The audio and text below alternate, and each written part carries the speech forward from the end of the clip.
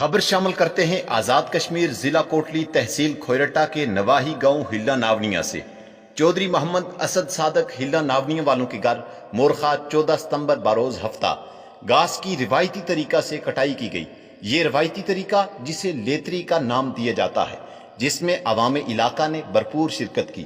ڈول کی تھاپ پر گھاس کاٹا گیا اور نوجوانوں نے ڈول کی تھاپ پر رقص بھی کیا اور سینکڑوں افراد تماشائی بنے رہے۔